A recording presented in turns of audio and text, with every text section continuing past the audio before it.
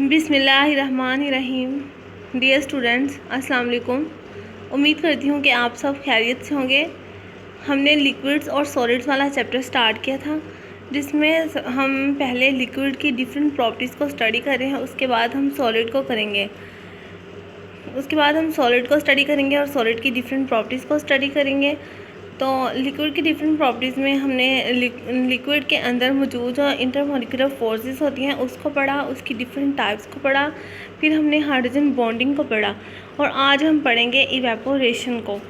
तो इवेपोरेशन क्या होता है, इवेपोरेशन पे कौन से फैक्टर्स हैं वो अफेक्ट करते हैं और इवेपोरेशन का रोल क्या है, हम इसका थोड़ा सा इंट्रोडक्शन आज देखेंगे।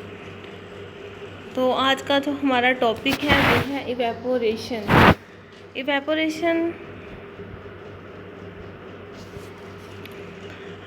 की सबसे पहले हम डेफिनेशन को देखते हैं। ये spontaneous change of liquid into vapours is called evaporation. मतलब जो लिक्विड होता है उसका खुद ब खुद वेपर्स में जो कन्वर्ट हो जाना है। स्पॉन्टेनियस का मतलब होता है खुद ब खुद। लिक्विड का खुद ब खुद वेपर्स में कन्वर्ट हो जाना इवेपोरेशन कहलाता है।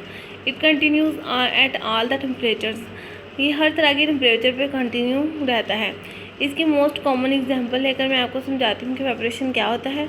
अगर आप एक बर्तन में पानी लें और उसे आप किसी जगह पर रख दें, तो आप कुछ दिनों बाद, एक दो तीन दिन बाद देखेंगे कि वो जो पानी है वो वहाँ पर नहीं होगा। वो पानी जो है वो वेपर में कन्वर्ट हो चुका होगा, इसलिए वो वहाँ पर नहीं होगा। और अगर अगर आप उसी बर्तन में पानी लें और उसे अपने चूल्हे पर हीट करें, तो आप देखेंगे कि वो एक घंटे या आधे घंटे बाद सारे का सारा जो है वो वेपर्स में कन्वर्ट हो चुका होगा।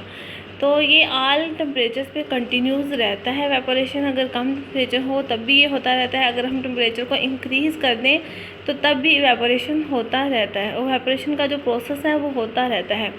तो ये spontaneous change of liquid into vapour. Evaporation का लफ्ज़ जो है वो वेपर्स की से ही निकला है। तो वेपर्स का जो बनने का अमल है उसे हम इवेपोरेशन कहते हैं। तो अब हम इसकी थोड़ी सी एक्सप्लेनेशन देख लेते हैं कि इवेपोरेशन का अमल जो है ये होता कैसे है।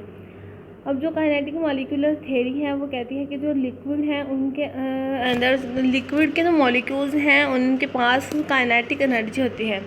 जो काइनेटिक एनर्जी होती है वो हमें पता है कि मोशन की वजह से होती है। जो लिक्विड के मॉलिक्यूल हैं वो मूव करते हैं। पिछले भी हमने स्ट्रक्चर ऑफ आइस जब पढ़ा था, हमने यही देखा था कि जो वाटर लिक्विड फॉर्म में होता है उसके मॉलिक्यूल मूव करते हैं। उसमें कोई रेगुलरिटी नहीं होती, कोई स्पेस नहीं होती। उसमें हाइड्रोजन बॉन्डिंग जो है वो चेंज होती रहती है। कभी एक मॉलिक्यूल जो होता है वो दूसरे मॉलिक्यूल के साथ हाइड्रोजन बॉन्डिंग को तोड़ता है और वो तीसरे मॉलिक्यूल के साथ जाकर हाइड्रोजन बॉन्डिंग कर लेता है। तो ये कंटिन्यूसली मूव कर रहे होते हैं, इनके पास काइनेटिक एनर्जी होती है। तो जो तमाम मॉलिक्यूल्स की काइनेटिक एनर्जी होती है उसका अगर हम एवरेज लें तो हमारे पास एक वैल्यू आती है एवरेज काइनेटिक एनर्जी। सबकी काइनेटिक एनर्जी को हम जमा करेंगे और जितने मॉलिक्यूल होंगे उसके नंबर पे जब डिवाइड करेंगे तो हमारे पास एवरेज काइनेटिक एनर्जी आ जाएगी।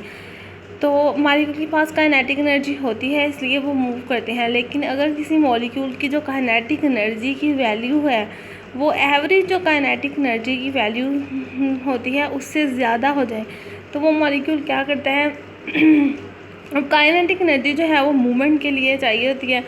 अब वो उसके पास इतनी ज़्यादा काइनेटिक एनर्जी आ गई है कि वो ज़्यादा मूव कर सकता है। तो वो मूव करके क्या करेगा, लिक्विड की सरफेस पे आ जाएगा।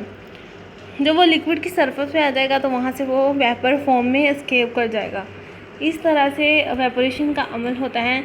जब मॉलिक्यूल की kinetic energy average kinetic energy से ज़्यादा होती हैं तो वो उस लिक्विड की सरफेस से एस्केप कर जाते हैं। तो according to kinetic molecular theory, molecules of liquid possess kinetic energy. All the molecule don't have same kinetic energy, some molecule have kinetic energy higher than average value. When such type of molecule come to the surface of liquid, these overcome the intermolecular forces and thus escape from the surface of liquid as vapor. This is called evaporation. यानी जब उसकी जो kinetic energy की value है उस molecule की vapour में convert हुआ है वो एवरेज काइनेटिक एनर्जी की वैल्यू से जब ज़्यादा हो जाती है तो वो जिस मॉलिक्यूल के साथ दूसरे किसी मॉलिक्यूल के साथ उसने इंटरमॉलिक्यूलर फोर्सेस बनाई होती हैं फॉर एग्जांपल अगर आप वाटर की एग्जांपल लें, अगर उसने हाइड्रोजन बॉन्डिंग की हुई है किसी दूसरे मॉलिक्यूल के साथ, तो उसकी एनर्जी इतनी ज़्यादा हो गई है, जो काइनेटिक एनर्जी है वो हाइड्रोजन बॉन्डिंग को तोड़ेगा और लिक्विड की सरफेस की तरफ चला जाएगा और वहाँ से वो सराउंडिंग में एस्केप कर जाएगा। तो एवरेज काइनेटिक एनर्जी जब ज़्यादा हो जाती है, जब काइनेटिक एनर्जी की वैल्यू किसी मॉलिक्यूल की ज़्यादा हो जाती है एवरेज काइनेटिक एनर्जी की वैल्यू से, तो उसमें इंटरमॉलिक्यूलर फोर्सेस जो हैं वो ब्रेक हो जाती हैं और वो इवेपोरेट हो जाता है। तो इन एन ओपन कंटेनर, अगर कोई ओपन कंटेनर है उसमें हमने लिक्विड को रखा हुआ है, तो वो कांस्टेंट टेम्परेचर पे इवेपोरेशन कंटिन्यूस रहती है the same rate until all the liquid is converted into vapor। Evaporation continuous at all the temperature, जो एवपोरेशन है ये ऑल टेम्परेचर पे कंटिन्यूस रहती है। अब हम देखेंगे वो वाले फैक्टर्स जिन पे रेट ऑफ इवेपोरेशन डिपेंड करता है, मतलब कौन से फैक्टर हैं जिनकी वजह से इवेपोरेशन का जो रेट है वो कम या ज़्यादा होता है। तो इसमें 3 तरह के फैक्टर हैं, और भी फैक्टर हो सकते हैं, लेकिन जो बेसिक फैक्टर है वो 3 हैं। सबसे पहले है स्ट्रेंथ ऑफ इंटरमॉलिक्यूलर फोर्सेस।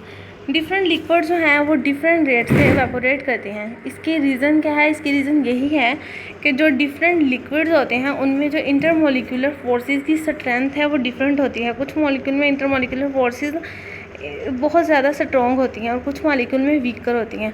अब जिनमें इंटरमॉलिक्यूलर फोर्सेस स्ट्रॉन्ग होंगी उनमें इवेपोरेशन का रेट जो है वो लेस होगा, और जिनमें इंटरमॉलिक्यूलर फोर्सेस वीकर होंगी उनका रेट ऑफ इवेपोरेशन जो है वो ज़्यादा होगा। अगर हम इसकी एग्जांपल लें तो इसमें हम गैसोलीन की एग्जांपल हम ले लेते हैं वाटर के साथ। जो rate of evaporation of gasoline है वो ज़्यादा होता है देन वाटर।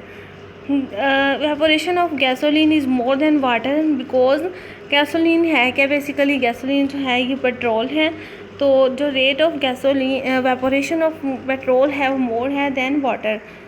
इसकी वजह ये है कि जो वाटर है उसमें लंडन फोर्सेस जो हैं वो स्ट्रोंगर होती हैं और पेट्रोल जो है उसमें लंडन फोर्सेस वीकर होती हैं।